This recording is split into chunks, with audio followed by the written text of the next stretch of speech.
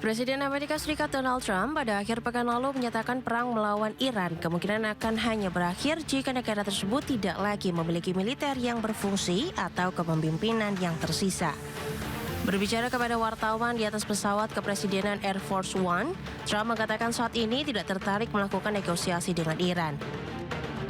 Ia bahkan menyebut kampanye serangan udara yang berlangsung dapat membuat perundingan menjadi tidak relevan apabila seluruh calon pemimpin Iran terbunuh dan militernya dihancurkan. Unconditional, not conditional. I said unconditional. It's where they cry uncle or when they can't fight any longer, there's nobody around to cry uncle. That could happen too, because we've wiped out their leadership numerous times already. So it's if they surrender or if there is nobody around to surrender, but they're rendered useless in terms of military. Pernyataan Trump tersebut disampaikan ketika konflik antara Israel dan Iran memasuki pekan kedua dengan kedua pihak saling melancarkan serangan di kawasan Timur Tengah. Sebelumnya, Presiden Iran, Masoud Pezeshkian, menyampaikan permintaan maaf kepada negara-negara tetangga yang terdampak serangan Iran dalam upaya meredakan ketegangan di kawasan Teluk. Namun, Pezeshkian menolak tuntutan Trump agar Iran menyerah tanpa syarat. Ia mengatakan Dewan Kepemimpinan Sementara Iran telah sepakat untuk menghentikan serangan terhadap negara-negara sekitar, kecuali jika serangan terhadap Iran berasal dari wilayah mereka.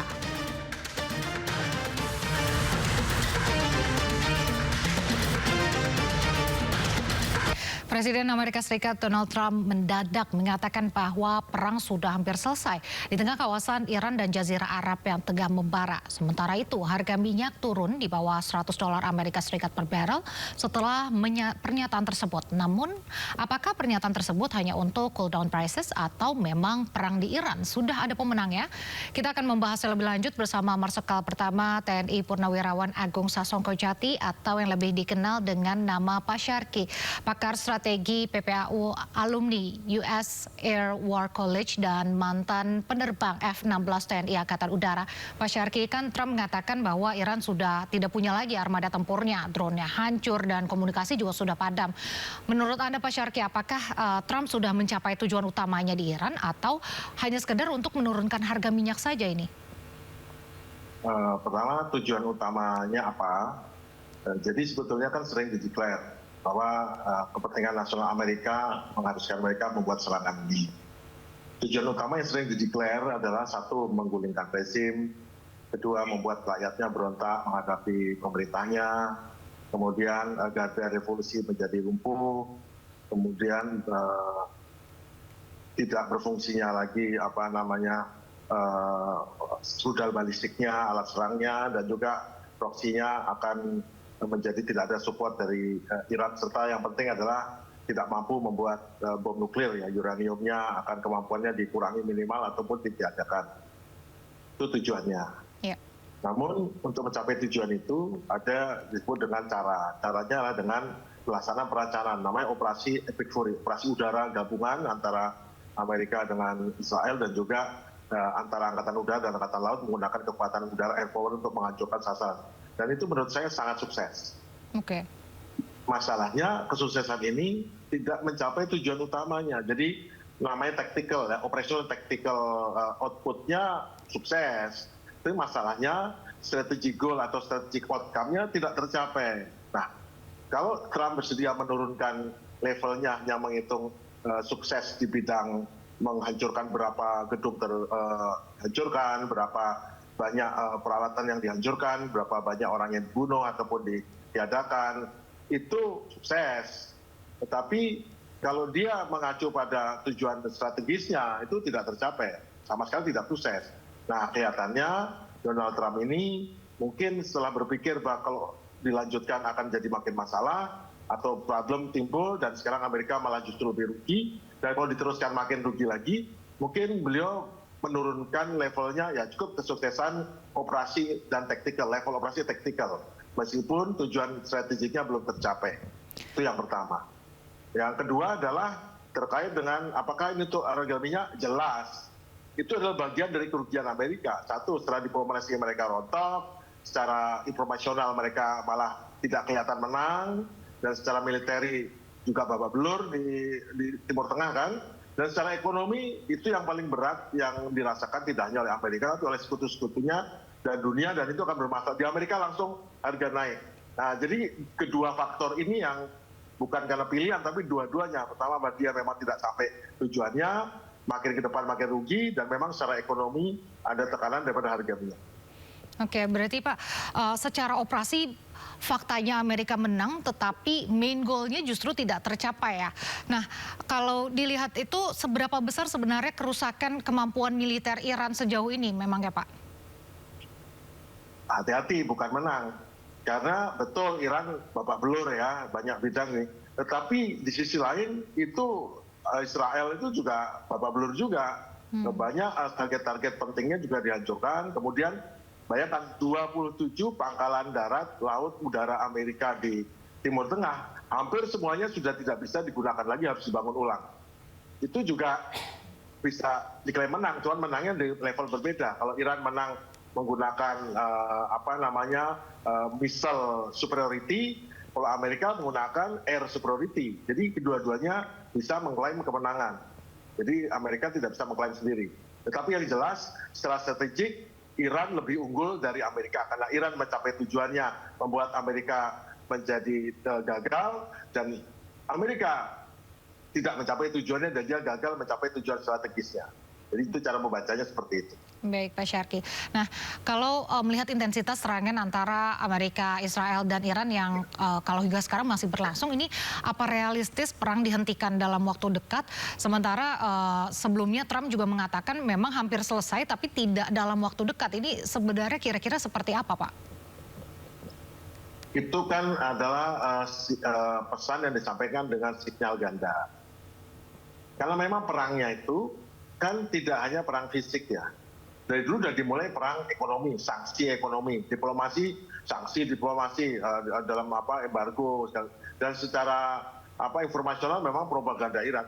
Mungkin perang fisiknya berhenti, tapi tetap Iran akan ditekan, akan kena sanksi, akan itu. Mungkin itu artinya, karena perang itu skalanya bukan hanya perang fisik. Perang itu ada dimensinya ada 4. Dalam pelajaran di Amerika itu dimensinya 4, yaitu dimensi diplomasi, informasional, militer, dan ekonomi. Itu yang mungkin diteruskan, tetapi saya kira adalah memang pilihan bagi Trump adalah stop. Karena sama seperti waktu dia melawan Houthi, pada saat setelah 2 bulan ternyata Houthi-nya tidak hancur-hancur juga, tetap masih bertahan untuk menyerang, akhirnya pilihannya Houthi sudah menyerah, sepakat, tidak akan ganggu Amerika, dan selesai gitu aja. Memang Donald Trump seperti itu. Lalu berarti bisa dikatakan pernyataan Trump itu lebih bersifat strategi komunikasi politik, bukan benar-benar mencerminkan kondisi yang menguntungkan untuk Amerika dong sekarang? Trump itu pedagang, dia strategi komunikasi businessman, hitung untung ruginya. Ternyata kali ini dia perjudiannya, gamblingnya salah. Dia pikir dengan sama seperti orang lain yang bukan tentara ya. Mungkin Trump berpikir dengan kekuatan ini dia berhasil, dia udah praktekkan di Venezuela dengan berhasil dengan situasi itu. Tapi begitu ke Iran, ternyata data intelijen yang diberikan padanya dengan segala pertimbangan, dia milih pertimbangan untuk menyerang, sesuatu yang sebetulnya tidak pas. Karena ini loh, kan mereka sebetulnya diplomatis sudah hampir goal tuh kesepakatan mengenai nuklirnya Iran. Tapi masalahnya itu goal semua optimis baru diserang. Itu sesuatu yang tidak layak dalam dunia diplomasi dan hubungan antar negara. Nah itu yang menjadi masalah, karena serangan seperti ini kalau di zaman Perang Dunia Kedua itu adalah kejahatan perang, ini melanggar. Di Amerika sepenuhnya melanggar aturan regulasi atau international law mengenai bagaimana tata cara melaksanakan perang. Nah, sudah lemah seperti itu, perangnya juga tidak berhasil menang seperti yang keinginannya tercapai, tujuan strategisnya nggak tercapai. Ini cuma tercapai tujuan taktikal dan operasional. Di sisi lain, Iran juga taktikal operasionalnya tercapai juga dalam menyerangnya, meskipun bertahannya tidak. Artinya juga sama di pihak Amerika dan Israel, juga dia gagal untuk bertahan dari serangan rudal Iran pada saat stok rudal pertahanan udara menipis. Sekarang seperti kemarin malam itu bulan-bulanan itu di Israel itu hujan daripada rudal menyerang sasaran-sasaran strategis di Tel Aviv. Itu yang terjadi saat ini. Ya Pak, apa perang ini hanya untuk memperlancar bisnis alutsista tempur yang rata-rata dikuasai oleh Amerika, China, dan Rusia, atau bagaimana nih Pak sebenarnya? Memang ada kelompok orang di Washington sana yang pertama membela kepentingannya Israel, tapi sesungguhnya kan memang Israel statusnya selama hampir 40 tahun terakhir kan memang dikondisikan dalam kondisi terancam oleh negara-negara sekelilingnya. Kondisi terancam negara sekelilingnya itu membuat mereka membuat dia harus bersiap untuk menyiapkan. Dan karena Israel menyiapkan senjata canggih, maka negara-negara tetangganya juga menyiapkan beli dari Amerika. Dan kalaupun sampai semua menggunakan senjatanya, nanti belinya dari Amerika juga. Pada akhirnya mau menang atau kalah, pada akhirnya semua akan memperbaiki senjatanya, membeli senjatanya, dan akhirnya beli ke Amerika. Memang politik di Amerika itu sangat sangat tergantung atau sangat berkaitan atau berkelidan dengan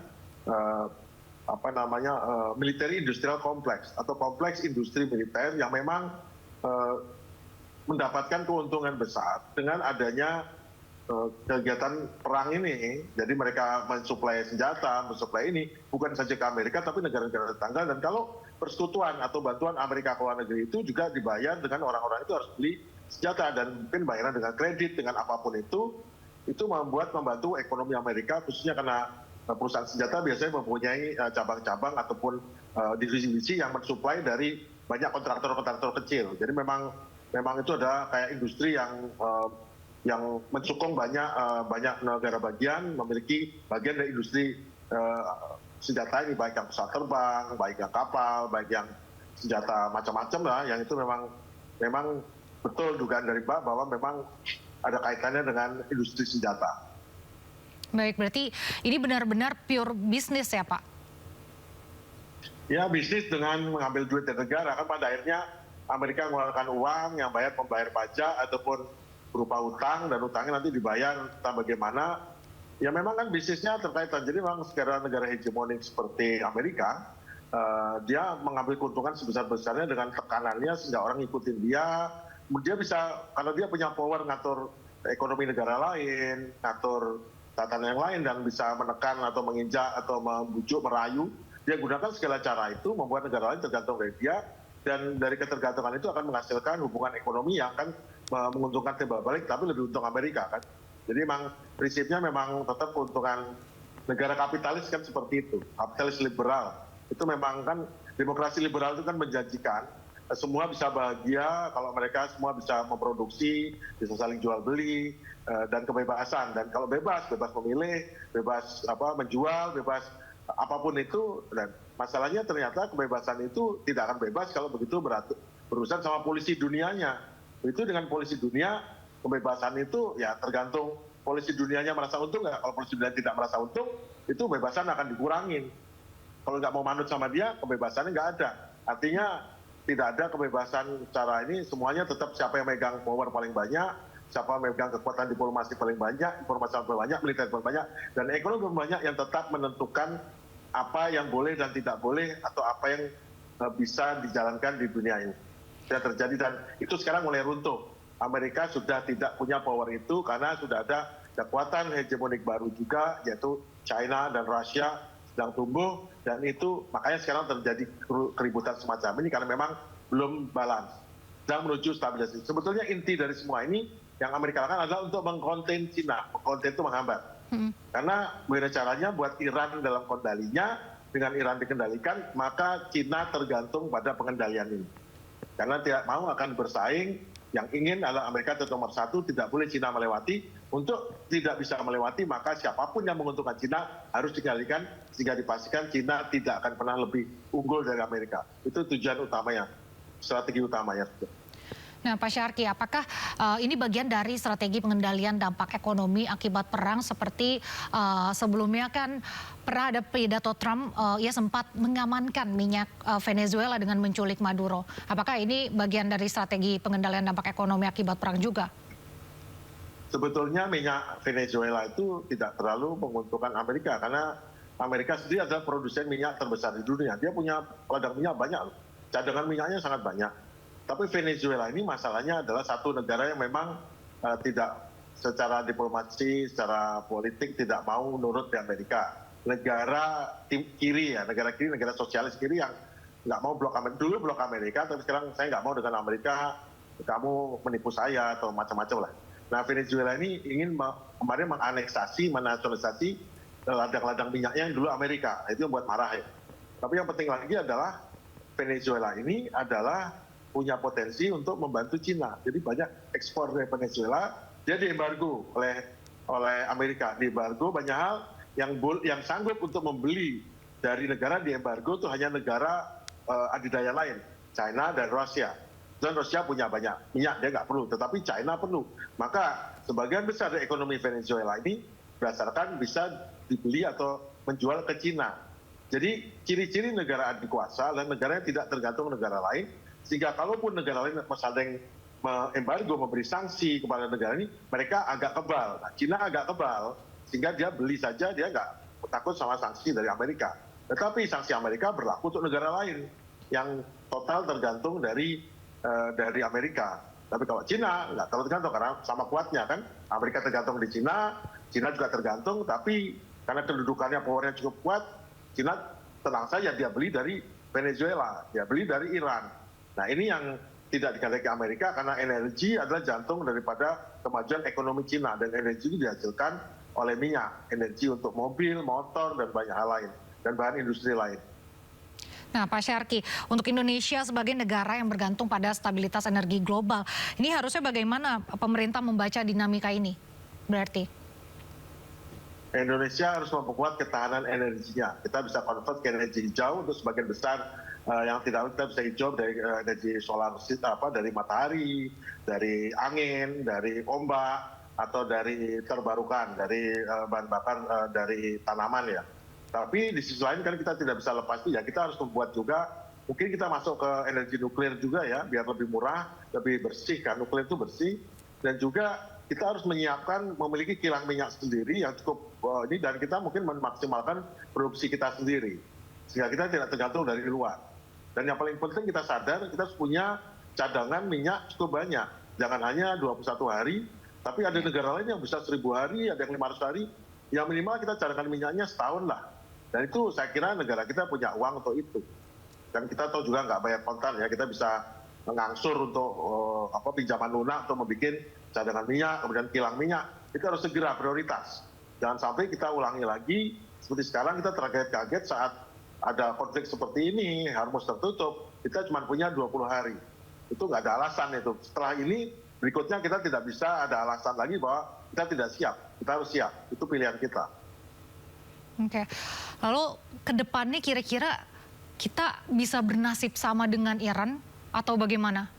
Kalau dengan pembangkit listrik nuklir ini atau bagaimana, Pak? Tidak, pembangkit listrik nuklir itu kan tidak berarti kita mengolah nuklirnya ya. Kita bisa buat kan itu bahan bakarnya, namanya energi fuelnya.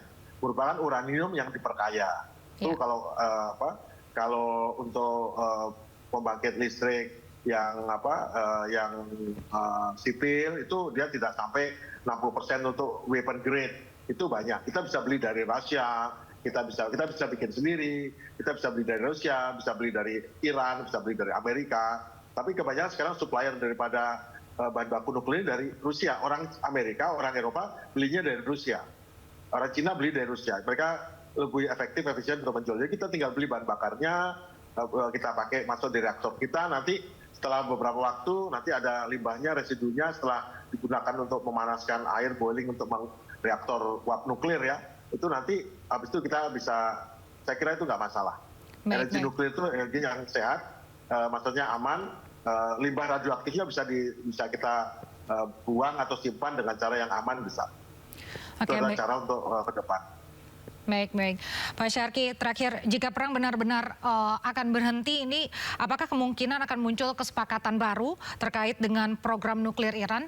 Dan menurut Pak Syarki ini kira-kira realistisnya berapa lama perang ini benar-benar bisa berakhir? Perang ini pilihannya akan segera berakhir atau berlarut-larut. Kemungkinan kalau Trump dengan habitnya seperti itu tiba-tiba menghentikan perangnya dan hitungannya sudah seperti ini, mungkin segera berakhir, tetap melanjutkan pilihannya, tetap melanjutkan menekan Iran, atau justru malah berbalik Iran menjadi pilihannya karena ternyata Iran bisa cocok menjadi anjing menjaga Timur Tengah yang baik. Mungkin damai tidak hubungan. Ingat zaman tahun 73 saat perang Vietnam sedang sibuk-sibuknya, Amerika bisa-bisanya menjalin kesepakatan dengan Cina untuk Cina bergabung di World Trade Organization. Yang terjadi adalah ekonomi sosialis antara Cina dan Uni Soviet yang itu jadi rontok atau mulai turun perlahan-lahan gara-gara Cina berhasil dimasukkan ke dalam blok kapitalis untuk bisnisnya meskipun dia tetap komunis. Baik. Ini demi kepentingan. Amerika kepentingannya apa? Kalau dia penting berteman baik dengan Iran atau berhubungan tidak teman baik tapi bisnis, itu bisa terjadi apa saja. Kita tidak tahu, tapi saya kira sebaiknya segera dihentikan karena tidak ada yang untung. Ini bukan kepentingan Amerika Serikat, ini kepentingan Israel. Baik, baik. Baik Pak Syarki, terima kasih